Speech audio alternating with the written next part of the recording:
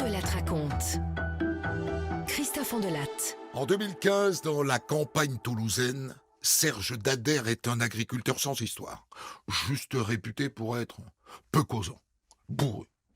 Un matin, il tue son ex-compagne à coups de couteau et étrangle son ex-belle-mère. Pour une fois, le mobile n'est pas à chercher du côté de leur vie à deux, ni d'un éventuel magot. Serge Dader explique qu'il n'a pas supporté une remarque de son ex-belle-mère. Ce sont les mots qui tuent. Ouvrons ensemble la cote B du dossier d'instruction de Serge Dader. Europe 1, Christophe Ondelatte. Dans le système judiciaire français, le dossier d'instruction contient un sous-dossier appelé cote B. Il rassemble les rapports des experts psychiatres, psychologues et de l'enquêteur de personnalité. Ouvrons l'un de ces dossiers. Ondelatte raconte. Cote B sur Europe 1.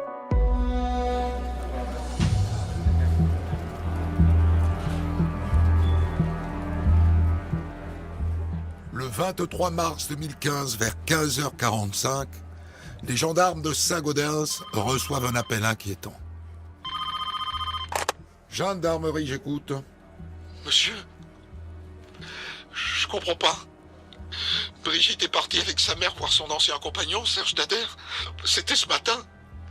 Et depuis, on n'a plus de nouvelles des deux. Et pourquoi vous êtes si inquiète, madame? Ben, c'est pas dans leurs habitudes.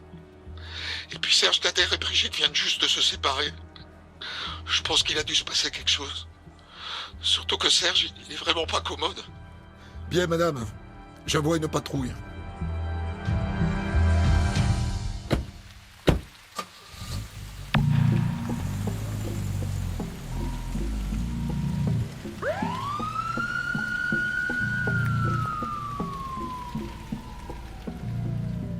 Quand les gendarmes débarquent à la ferme de Serge Dader, l'agriculteur détale immédiatement vers les bois.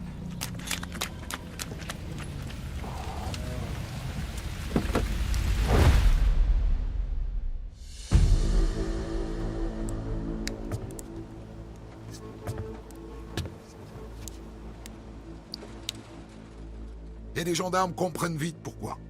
Sur le sol de la cuisine, dans une mare de sang, ils découvrent Brigitte Labéda, 54 ans, morte.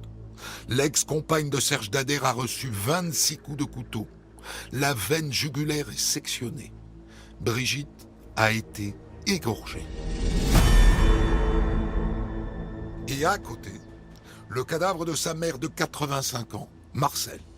Elle a été frappée au visage et étranglée.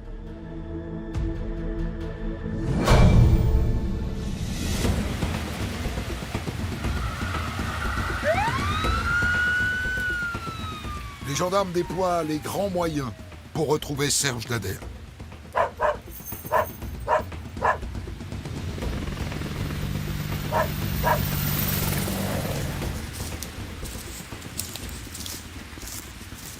Il s'est enfui vers un terrain qu'il connaît parfaitement, la forêt.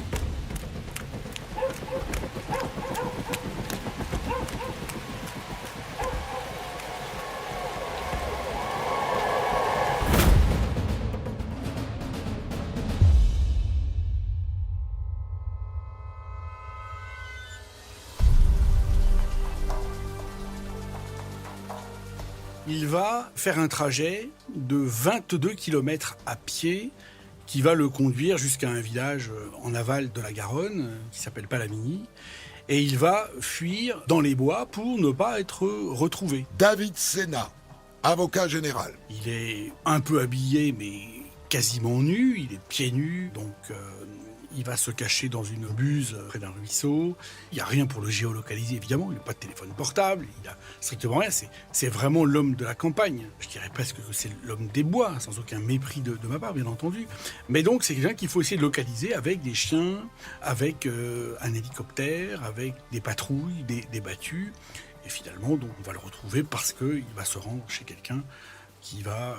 finalement, lui, provoquer l'arrivée des enquêteurs assez rapidement dans ce village.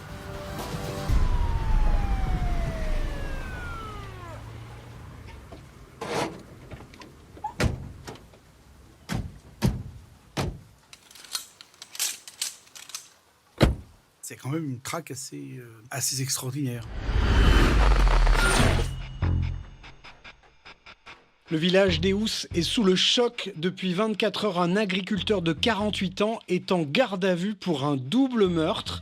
Après 22 km de fuite dans les bois, Serge Dader a été retrouvé caché dans une voiture. Il aurait massacré son ex-compagne et son ex-belle-mère de 85 ans à coups de poing et de couteau. Pour l'instant, le mobile reste flou.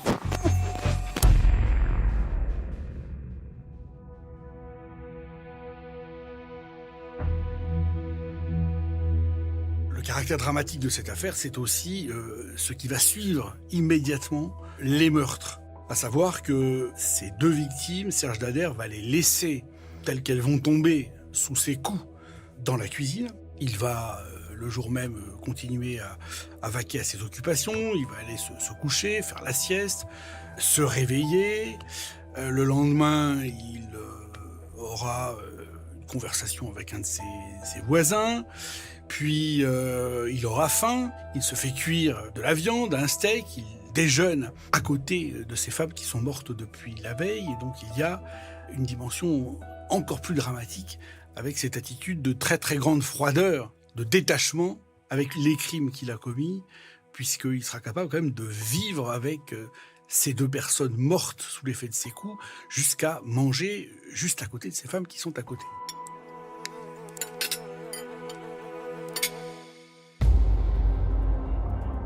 En garde à vue, Serge Dader est expertisé par une psychiatre. La juge d'instruction veut savoir si son état mental est compatible avec une garde à vue. La docteure Geneviève Péresson répond que oui, mais elle émet une réserve. Elle écrit « Serge Dader n'est pas certain de bien intégrer ce qu'il a fait. Il se demande s'il va aller à l'hôpital ou en prison. On peut considérer, d'après les premiers éléments, qu'il a présenté une altération de son discernement et du contrôle de ses actes. L'experte psychiatre conclut que Serge Dader est accessible à une sanction pénale. Mais elle prévient le juge d'instruction. Serge Dader est fragile, il peut tenter de se suicider. Il a besoin de soins. Serge Dader, je le rencontre pour la première fois au palais de justice, juste avant son interrogatoire de première comparution. Maître Jonathan Bomstein, avocat de Serge Dader. Je rencontre un homme qui est hagard, qui ne comprend pas très bien ce qui lui arrive, qui ne comprend pas très bien ce qu'il fait là, qui d'une manière générale a l'air de ne pas comprendre grand-chose à tout ce qui se passe autour de lui. C'est un homme qui manifestement vit dans une bulle.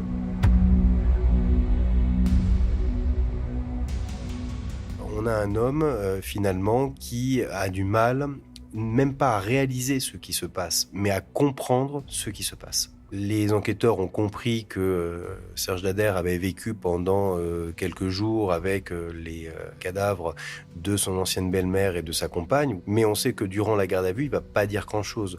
D'un autre côté, les enquêteurs, quand ils vont l'interpeller, vont récupérer un homme hagard dans des conditions assez burlesques, puisqu'ils vont le retrouver en sous-vêtements, dans une posture presque léthargique.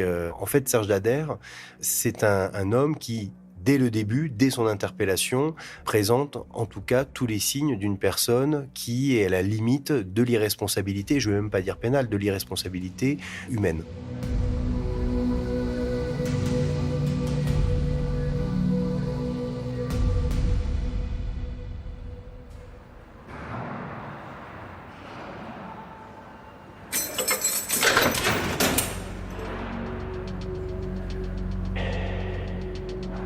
Moi, je le rencontre dans le parloir des geôles du palais de justice. Maître Jonathan Bomstein, avocat de Serge Dader. Donc, il faut se remettre un peu dans l'ambiance.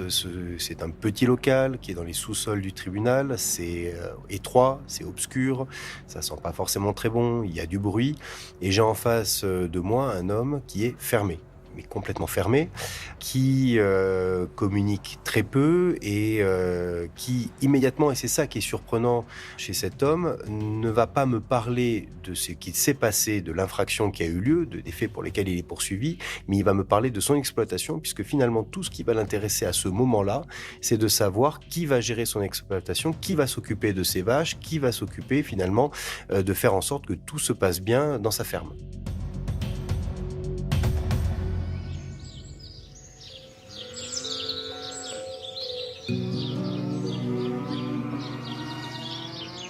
Code B113, rapport d'enquête de personnalité. Serge Dader a 50 ans. Il a grandi à Eous, un village de 110 habitants à 1 heure de Toulouse. À la ferme, son enfance et son adolescence sont tournés vers l'élevage et les cultures que son père pratiquait. Il dépeint une jeunesse solitaire, hormis quelques visites familiales. Il raconte « Je travaillais déjà tout petit, j'aidais mes parents, moi je m'occupais des animaux, les voisins avaient 10 ans de plus que moi, j'avais pas de camarades pour jouer. Avec mes parents, on ne faisait pas autre chose que les travaux agricoles. On n'avait pas trop de sorties à part la famille, voir les sœurs à ma mère et un cousin à mon père. » Serge Dader, c'est un homme qui a vécu quasiment en autarcie avec ses parents et sa famille. C'est un garçon qui avait des contacts très limités avec l'extérieur de son cercle familial, très limités avec l'extérieur de son cercle professionnel. Et quand je parle de cercle professionnel, je parle finalement des limites de son exploitation et des personnes avec qui il peut avoir des contacts, mais pour le bon fonctionnement de son exploitation. C'est un ermite. Finalement, c'est un ermite du milieu rural qui, en dehors de son cercle familial, ne fréquente personne.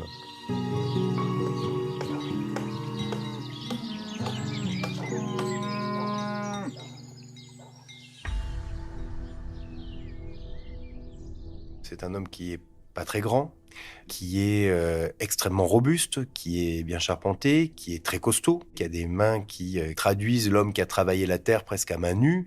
Il a des mains puissantes. C'est un monsieur qui est renfrogné, qui n'est pas un monsieur très grand, mais qui, de par sa présence, impose physiquement. Serge Dader est placé en détention provisoire à la maison d'arrêt de Foix. Puis très vite, il est interné dans un hôpital psychiatrique pour détenus, l'UHSA de Toulouse.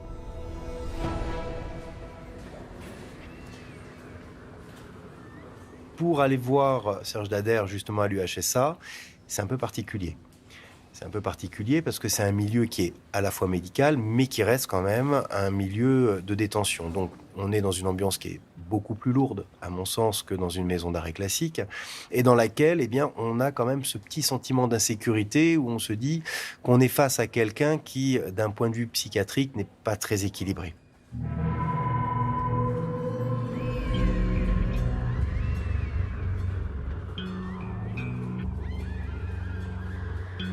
Et avec Serge Dader, ça s'est réellement révélé puisque c'est la première fois, et la seule fois d'ailleurs, où j'ai eu des craintes pour ma sécurité avec Serge Dader, puisque j'ai senti le moment où il allait basculer, mais basculer à mon encontre.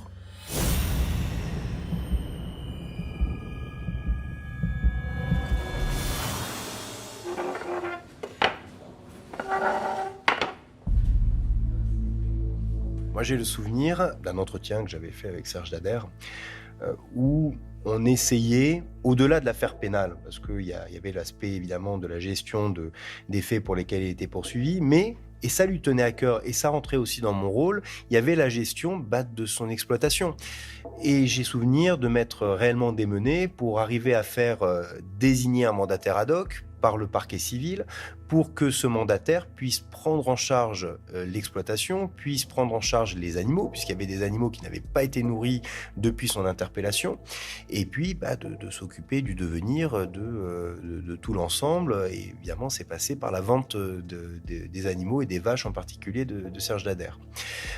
Quand on parlait de l'aspect pénal de son dossier, j'avais affaire à une personne qui était quand même assez ensuquée, assez apathique par rapport à tout ça, qui avait du mal à s'exprimer, qui n'était pas très clair, qui n'était pas très cohérent. Par contre, dès qu'on parlait exploitation, dès qu'on parlait de son métier d'agriculteur, je n'avais plus la même personne en face de moi et j'avais quelqu'un qui était beaucoup plus lucide, beaucoup plus alerte, beaucoup plus présent dans nos entretiens. Et c'est la seule fois où, quand je lui ai annoncé à qui on allait les vendre et à peu près combien on allait les vendre, je me suis retrouvé tout d'un coup face à une personne qui a basculé, qui est devenue furieuse, en colère, et qui, tout d'un coup, a présenté un visage d'une personne violente.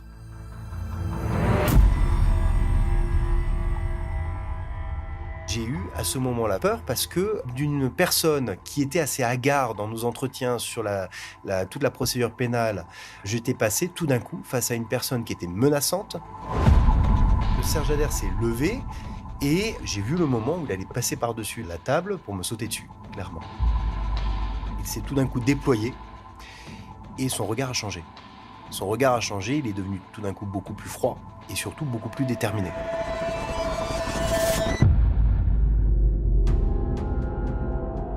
C'est la seule fois dans tout mon exercice professionnel où j'ai ouvert la porte de la salle d'entretien pour m'assurer que les surveillants entendaient ce qui se passait dans la salle de l'entretien pour être sûr que s'il y avait un problème, ils pouvaient intervenir.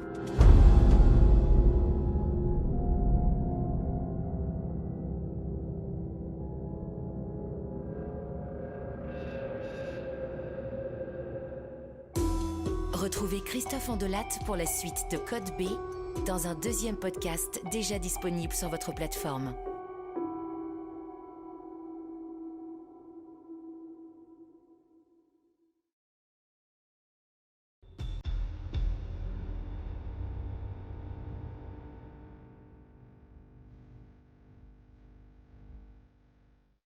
Code B 135.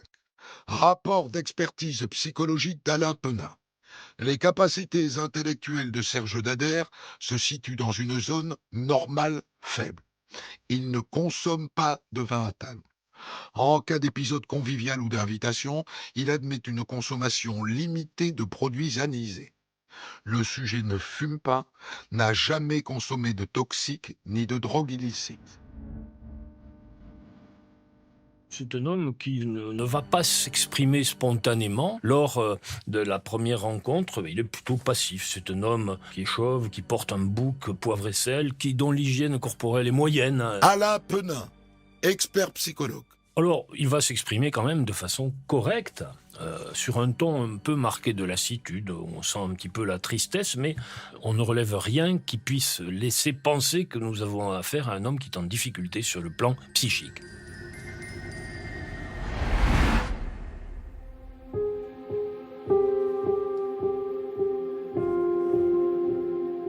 Code B 133. Expertise psychologique d'Alain Penin. Serge Dader est fils unique. Le couple parental a vécu en bonne entente. Il évoque des parents affectueux et peu sévères. Il relate une enfance heureuse sans punition corporelle. Très vite, il dit avoir été attiré par les animaux et par le travail de ses parents. Il va avoir une enfance qu'il qualifie de tout à fait normale. Ses parents sont affectueux. Il ne souffre pas de dette affective particulière. Et d'ailleurs, on ne relève dans son évolution aucun élément qui puisse inquiéter. Il est normalement scolarisé. Pas trop d'intérêt pour l'école parce que très vite, il va s'identifier au fonctionnement parental et il va montrer un intérêt pour les travaux agricoles et notamment pour l'élevage.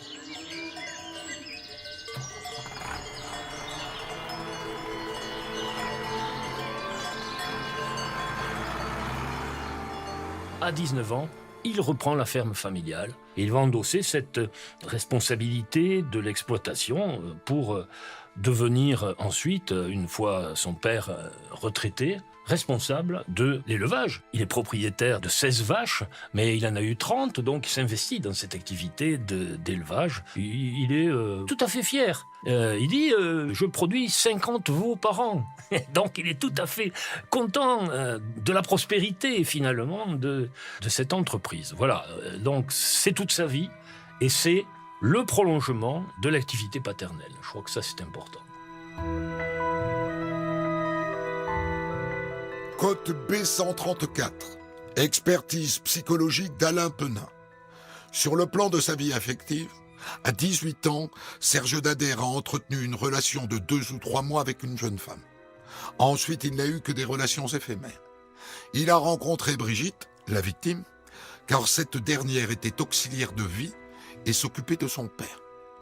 À partir de mai 2010, il a initié une vie de couple avec Brigitte, âgée de 49 ans.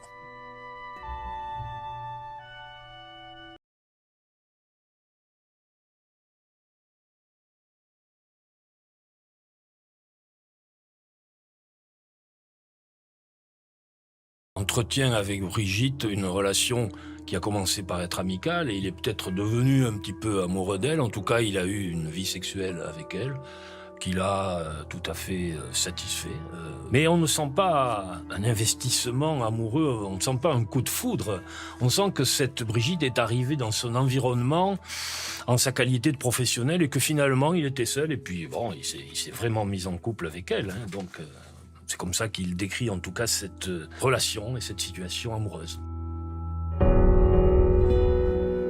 Sans doute une dimension affective, on ne peut pas le nier. David Sénat, avocat général. Une dimension certainement pratique et utilitaire, aussi. C'était quelqu'un qui était aussi à son service, très clairement. Et il s'en est même pas caché, parce que c'est quand même un homme assez simple. C'était pour lui une forme d'employé sur la propriété, sur la ferme. À la fois quelqu'un qui assurait des fonctions, je dirais, ménagères, d'entretien, de gestion un peu générale. C'était quelqu'un qui, voilà, était à son service, comme on peut l'être dans une ferme, dans une famille, et qui ne coûtait rien. Ils ont cohabité, vécu ensemble, et pour elle, il a fait des aménagements dans cette ferme, qui était une ferme un peu moyenâgeuse dans son organisation. Quand on entrait dans cette maison, il y avait donc à gauche la cuisine, et à droite une étable.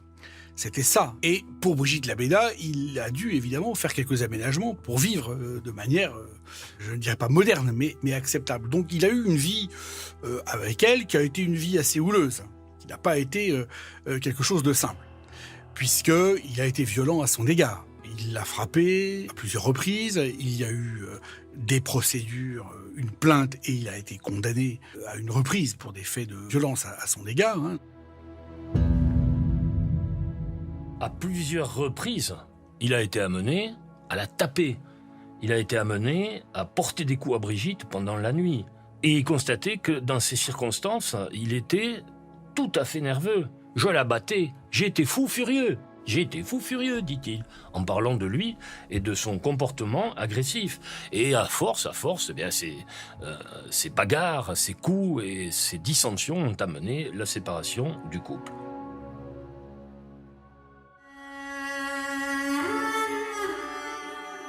Code B77. Expertise psychiatrique du docteur Trappé. Jusqu'à la mort de son père, Serge Dader décrit une entente satisfaisante avec Brigitte. Mais Serge Dader a mal accepté la mort de son père. Il décrit un dialogue intérieur avec son père. Parfois, il croyait entendre des bruits comme s'il était vivant. Envahi par la culpabilité, il évoque un projet de suicide.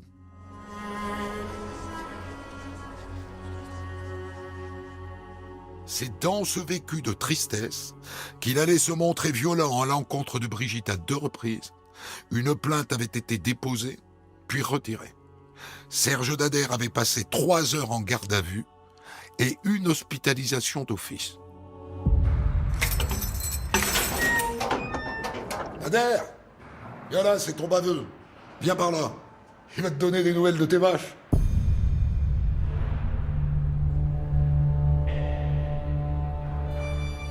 Serge Dader, je l'ai fréquenté dans le cadre de ma mission pendant un peu plus d'1 an. Et j'ai toujours eu cette conviction profonde que, au moment des faits tout du moins, mais même d'une manière générale, ce garçon n'avait pas un total discernement de ce qui se passait autour de lui. Serge Dader, pour moi, c'est un homme qui a vécu replié sur lui-même, qui a eu un entourage familial, un contexte familial qui a fait qu'il est resté dans cette bulle intrafamiliale, cette bulle intraprofessionnelle dont il ne s'est finalement jamais détaché, à tel point d'ailleurs que sa compagne, qui sera malheureusement la victime, était l'infirmière d'un de ses parents. C'était une personne qui s'occupait de la famille. Donc c'était quelqu'un qui avait pénétré ce cercle familial et qui avait pu toucher de cette façon-là Serge Dader. Sinon, jamais elle n'aurait pu entrer en contact avec lui. Et puis même lui, jamais ne serait entré en contact avec elle d'une manière générale. C'est un homme qui finalement, à partir du moment où il reste dans sa zone de confort, qui est très restreinte, puisque ça reste ses animaux, son exploitation, et point barre, ça s'arrête là. Au-delà de ça, il n'y a rien. Et c'est un homme qui, socialement, est complètement inadapté, qui n'a pas les comportements d'ailleurs qu'on attend de lui dans la société, et qui, parce qu'il va être confronté à cette inadaptation, il est capable, à un moment, de basculer sur un pan de sa personnalité qui est extrêmement agressif et extrêmement violent.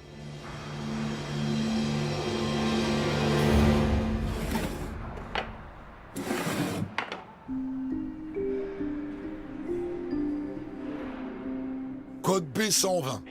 Rapport d'enquête de personnalité. Serge Dader est perçu comme un être plutôt renfermé sur lui-même, peu sociable. Les personnes avec lesquelles Serge Dader s'entend sont unanimes pour dire qu'il faut abonder dans son sens et qu'il vit mal la contradiction. Il se montre susceptible et irritable en cas de critique. Il est qualifié de soupolé ou de sanguin. Serge Dader ne craignant pas de se mesurer aux autres, le ton peut monter, mais s'il peut être menaçant, il n'a jamais été remarqué par des violences physiques. Le point de déstabilisation de Serge Dader, c'est la disparition de ses parents. Quand ses parents vont décéder, il va se retrouver seul dans cette exploitation. Les parents qui étaient en fait le lien avec l'extérieur vont disparaître. Et cet homme, qui ne connaissait pas grand-chose à la vie, en réalité, va se retrouver totalement isolé.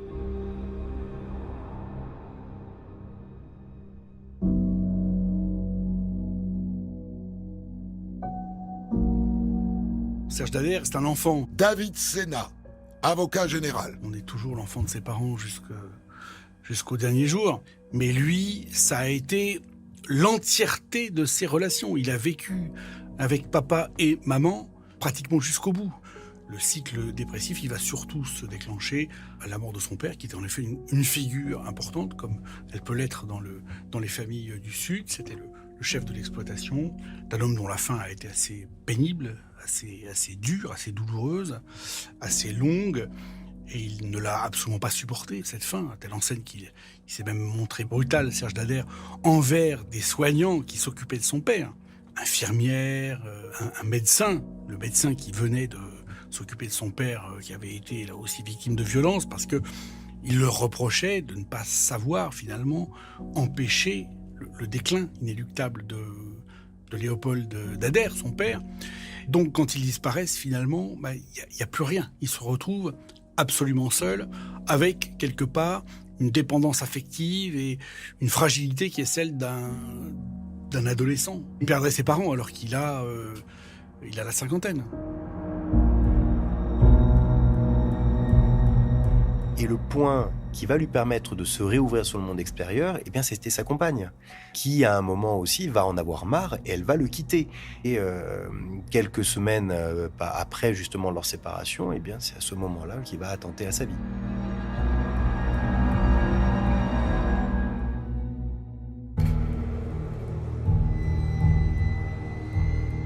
Le 23 mars 2015, Brigitte Labéda, accompagnée de sa mère, passe voir Serge Dader.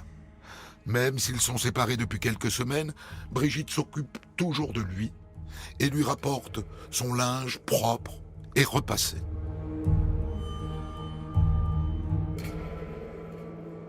Il n'y a plus de relation affective ni sexuelle, vraisemblablement. Il y a une séparation géographique, séparation physique, mais elle continue à s'occuper de lui. elle continue à s'occuper de lui comme elle s'occupait de lui du temps de la vie conjugale, hein, c'est-à-dire qu'elle va lui ramener du linge propre. Elle s'occupe de son linge et elle vient l'assister finalement sur le plan de cette vie très, très matérielle. Et donc, elle arrive avec sa mère pour lui déposer ce linge, pour lui ramener son linge. Et puis là, on ne sait pas trop pourquoi, la conversation porte sur le père de M. Dader. Il semble que la mère de Brigitte prononce une phrase intolérable au regard de Serge Dader en parlant du père. « Il vaut mieux qu'il soit parti ».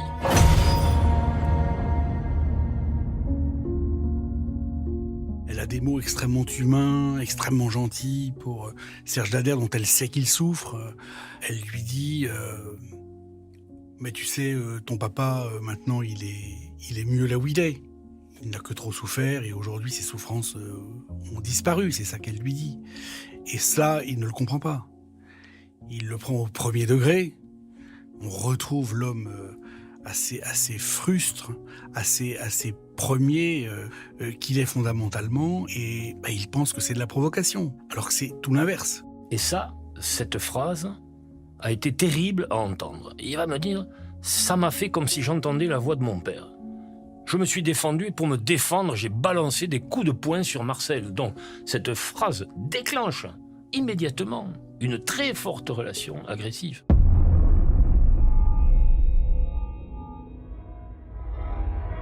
Ce sont des femmes qui ont été asphyxiées l'une et l'autre, étranglées, fracture de l'os hyoïde, donc c'est véritablement donc l'étranglement, et ensuite égorgées. Donc c'est vraiment la volonté d'en finir avec une décompensation de violence extrême. C'est quelqu'un qui a voulu quelque part en finir avec quelque chose qui était pour lui insupportable.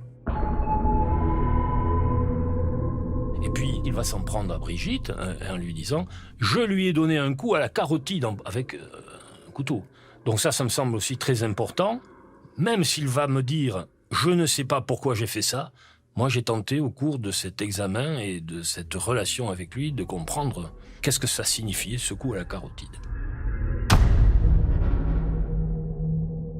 Il va très rapidement me donner une clé.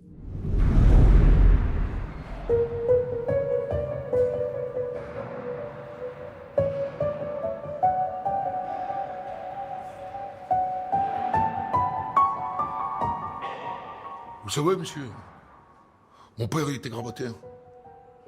S'il est mort, ben c'est à cause de moi. Il avait une plaque d'athérome à la carotide. Je pense que son état il a empiré parce que j'ai pas voulu qu'on l'opère pour retirer cette plaque. C'est ma faute s'il est mort.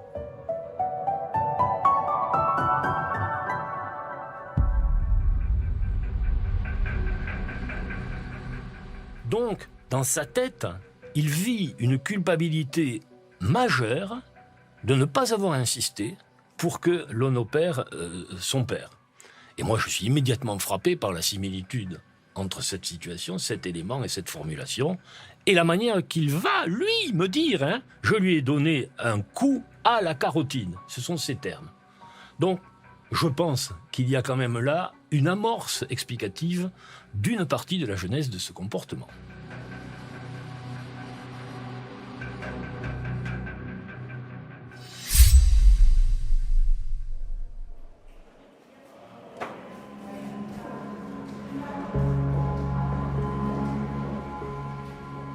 Trois ans après les meurtres de Brigitte Lambeda et de sa mère Marcel, Serge Dader comparaît devant la cour d'assises de Haute-Garonne à Toulouse. Alors il arrive de manière extrêmement simple dans la salle d'audience, il se présente simplement, conformément à l'homme qu'il est. David Sénat, avocat général. C'est un homme qui est sans phare, qui est sans artifice, qui se présente finalement de façon assez classique. C'est un homme qui s'exprime peu, voire pas du tout, qui n'exprime pas grand-chose, mais enfin les accusés expriment assez peu dans les box, donc ça en soi c'est pas étonnant. Mais c'est un homme assez rude physiquement, assez compact, assez charpenté. C'est un homme de la campagne. Il est un peu extérieur, comme souvent les accusés, un peu étranger à ce qui va se dérouler. En soi, il ressemble à beaucoup d'autres accusés.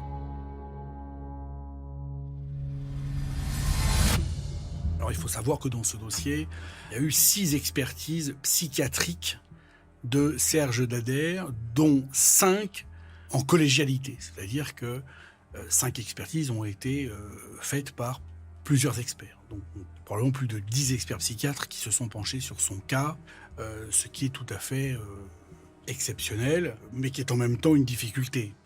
Plus vous désignez d'experts différents à des moments différents, plus vous vous exposez à ce que des contradictions naissent entre des experts et des personnes qui aiment parfois pouvoir se contredire.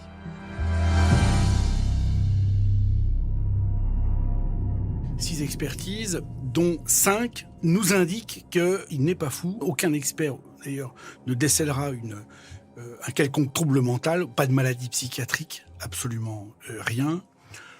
Néanmoins, tous évoquent une dépression, un état dépressif très profond, à telle enseigne qu'ils vont dire, ces 5 collèges d'experts vont nous dire, il y a une altération de la responsabilité, il y a une atténuation de la responsabilité parce que le contrôle des actes a été en partie entravé par cet état dépressif.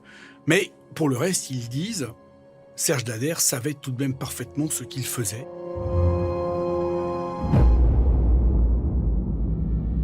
Son comportement de vive colère, son comportement de réactivité extrême et cette agressivité cataclysmique prouve qu'il n'est pas dans un état émotionnel stable et partant, on peut se demander s'il est un état de conscience claire. Sa conscience n'est pas totalement claire puisque les émotions prennent le dessus sur le raisonnement.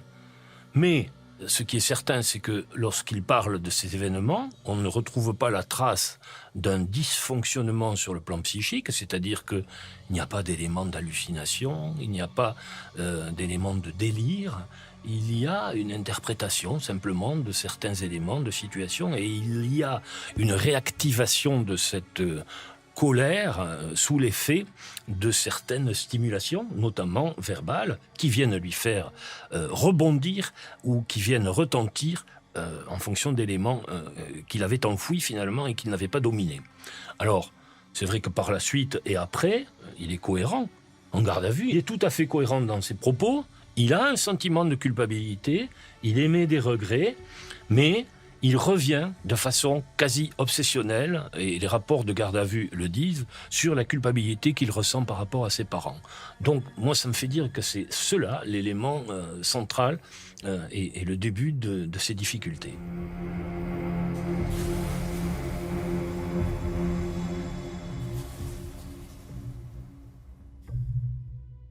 Son discernement n'est pas altéré dans la mesure où il décrit chronologiquement la situation, dans la mesure où sa mémoire est tout à fait certaine, dans la mesure où il n'était pas du tout alcoolisé, il n'était pas sous l'effet de substances psychoactives, et donc il conserve tout à fait la mémoire de ces événements et de cette situation.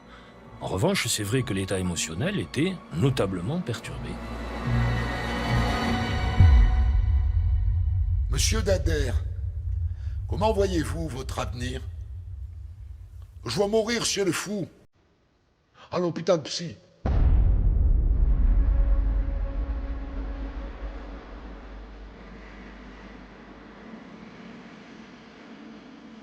Les conclusions des 5 premiers experts psychiatres sont identiques. Au moment des meurtres, le discernement de Serge Dader était altéré. Mais le dernier expert psychiatre n'est pas du tout de cet avis. Le docteur Delplat conclut qu'au moment des meurtres, le discernement de Serge Dader n'était pas altéré, mais aboli. Et c'est une aubaine pour la défense de Serge Dader.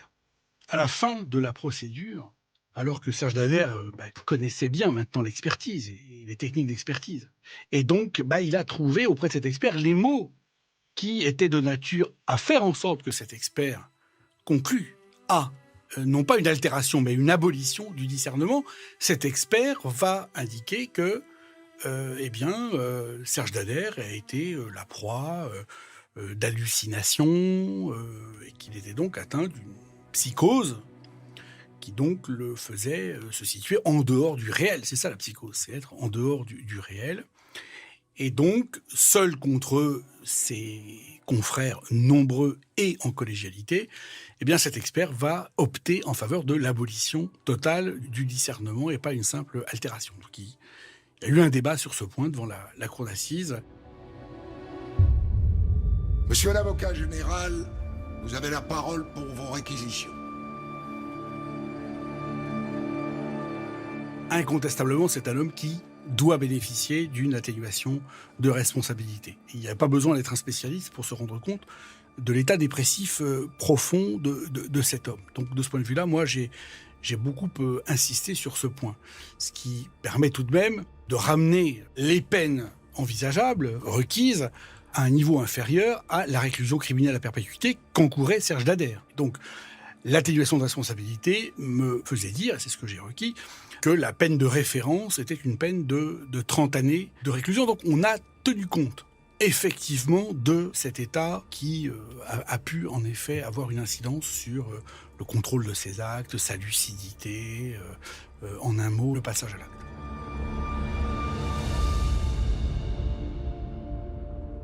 Serge Dader est condamné à 25 ans de prison par la cour d'assises de la Haute-Garonne. En appel, il écope de 5 ans de plus.